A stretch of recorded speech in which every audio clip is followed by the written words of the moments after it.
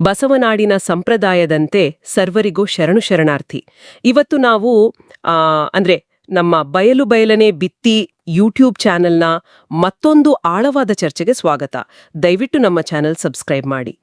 ಇವತ್ತು ನಾವು ಕರ್ನಾಟಕದ ಸಾಂಸ್ಕೃತಿಕ ನಾಯಕ ವಿಶ್ವಗುರು ಬಸವಣ್ಣನವರು, ಹೌದು, ಅವರ ಒಂದು ಅದ್ಭುತವಾದ ವಚನದ ಒಳನೋಟಗಳನ್ನ ಅಂದ್ರೆ ಆ ಅರ್ಥವನ್ನ ಸರಳವಾಗಿ ಬಿಡಿಸಿ ನೋಡೋಣ ಅಂತ ಇದೀವಿ. ವಚನ ಹೀಗಿದೆ: ಕನ್ನಡಿಯ ನೋಡುವ ಅಣ್ಣಗಳಿರ, ಜಂಗಮವ ನೋಡಿರೆ, ಜಂಗಮದೊಳಗೆ ಲಿಂಗಯ್ಯ ಸನ್ನಿಹಿತನಾಗಿಪ್ಪ, ಸ್ಥಾವರ ಜಂಗಮ ಒಂದೇ ಎಂದುದು ಕೂಡಲಸಂಗನ ವಚನ. ಬನ್ನಿ ಇದರ ಅರ್ಥವನ್ನ ಬಹಳ ಸರಳವಾಗಿ ಬಿಡಿಸಿ ನೋಡೋಣ. ಖಂಡಿತ. ಇಲ್ಲಿ ಮೊದಲ ಸಾಲಿನಲ್ಲೇ ಬಸವಣ್ಣನವರು ನಮ್ಮ ಸಾಮಾನ್ಯ ನಂಬಿಕೆಗಳಿಗೆ ಒಂದು ದೊಡ್ಡ ಸವಾಲ್ ಹಾಕ್ತಾರೆ. ಕನ್ನಡಿಯ ನೋಡುವ ಅಣ್ಣಗಳಿರ ಅಂದಾಗ ಅವರು ಬರೀ ಮುಖ ನೋಡಿಕೊಳ್ಳೋ ನಮ್ಮ ಸೌಂದರ್ಯದ ಕನ್ನಡಿ, ಕರೆಕ್ಟ್, ಆ ಸೌಂದರ್ಯದ ಬಗ್ಗೆ ಮಾತ್ರ ಮಾತಾಡ್ತಾ ಇಲ್ಲ. ಆ ಕನ್ನಡಿ ಒಂಥರ ನಮ್ಮ ಅಹಂಕಾರದ ಅಥವಾ ಅಸ್ವಾರ್ಥದ ಸಂಕೇತ. ಮನುಷ್ಯ ಬರೀ ತನ್ನ ಬಗ್ಗೆನೇ ಯೋಚನೆ ಮಾಡ್ತಾ ತನ್ನ ಪ್ರತಿಬಿಂಬದ ಆರಾಧನೆಯಲ್ಲಿ ಮುಳುಗಿದಾಗ ಹೊರಗಿನ ಆ ಜಂಗಮ ನಿರಂತರವಾಗಿ ಚಲಿಸೋ ಈ ಸಮಾಜ ಅಥವಾ ಜೀವ ಸಂಕುಲ ಅದ್ಯಾವುದು ಕಣ್ಣಿಗೆ ಕಾಣೋದೇ ಇಲ್ಲ. ಓಹೋ, ಇದನ್ನ ನಮ್ಮ ಗ್ರಾಮೀಣ ಹಿನ್ನೆಲೆಯಲ್ಲಿ ನೋಡಿದ್ರೆ ಒಬ್ಬ ರೈತ ಬರೀ ತನ್ನ ಹೊಲ, ತನ್ನ ಬೆಳೆ, ತನ್ನ ಲಾಭ ಅಂತ ಹೌದು ಕನ್ನಡಿ ನೋಡ್ಕೊಂಡ ಹಾಗೆ ಇರಬಾರ್ದು. ಬದಲಾಗಿ ಆ ಕಷ್ಟದಲ್ಲಿರೋ ಪಕ್ಕದ ಮನೆಯವರನ್ನ ಅಥವಾ ಒಕ್ಕಲಿನವರನ್ನ ನಿಖರವಾಗಿ ಅವರನ್ನ ನೋಡ್ಬೇಕು.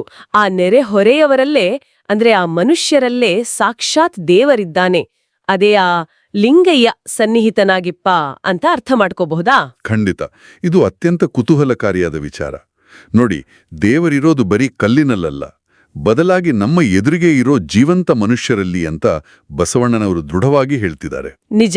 ಅಂದಾಗೆ ನಮ್ಮ ಈ ಸಣ್ಣ ಪ್ರಯತ್ನಕ್ಕೆ ನಿಮ್ಮ ಬೆಂಬಲ ನೀಡಿ, ಹಾಗೆ ನಮ್ಮ ಯೂಟ್ಯೂಬ್ ಚಾನೆಲ್ ಅನ್ನು ಸಬ್ಸ್ಕ್ರೈಬ್ ಮಾಡಿ ಅಂತ ವಿನಂತಿಸ್ತಾ ನಂಗೊಂದು ಪ್ರಶ್ನೆ ಇದೆ, ಕೇಳಿ. ಇವಾಗ ಜಂಗಮದಲ್ಲಿ ನಮ್ಮ ಸುತ್ತಮುತ್ತಿರೋ ಮನುಷ್ಯರಲ್ಲೇ ಸಾಕ್ಷಾತ್ ದೇವರಿದ್ದಾನೆ ಅಂದ್ಮೇಲೆ ಆ ಊರ ಮುಂದಿರೋ ಗುಡಿಯ ಅರ್ಥ ಏನು?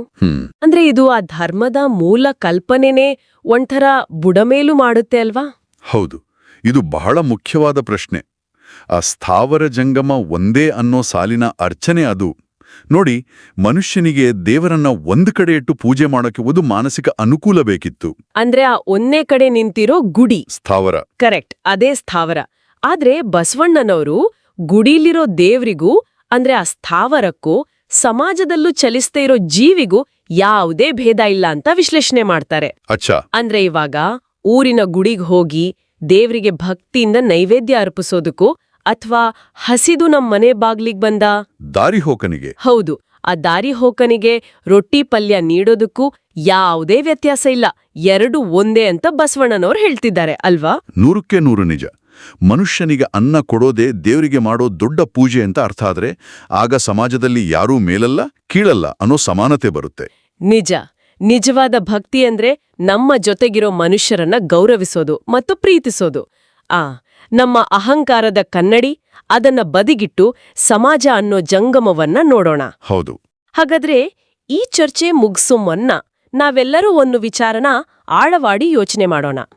ನಮ್ಮ ಸುತ್ತಮುತ್ತ ಇರೋ ಪ್ರತಿಯೊಬ್ಬ ವ್ಯಕ್ತಿನೂ ಆ ಹೊಲದಲ್ಲಿ ದುಡಿಯೋ ಪ್ರತಿಯೊಬ್ಬ ಕೂಲಿಗಾರನನ್ನು ನಾವು ನಡೆಯುವ ದೇವಾಲಯ ಅಂತ ಭಾವಿಸಿದ್ರೆ ನಮ್ಮ ಹಳ್ಳಿಗಳ ಬದುಕು ಎಷ್ಟು ಸುಂದರವಾಗಿ ಬದಲಾಗಬಹುದಲ್ವಾ?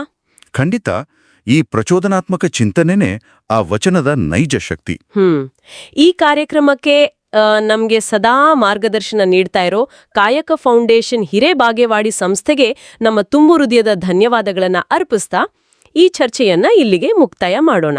ಶರಣು ಶರಣಾರ್ಥಿ.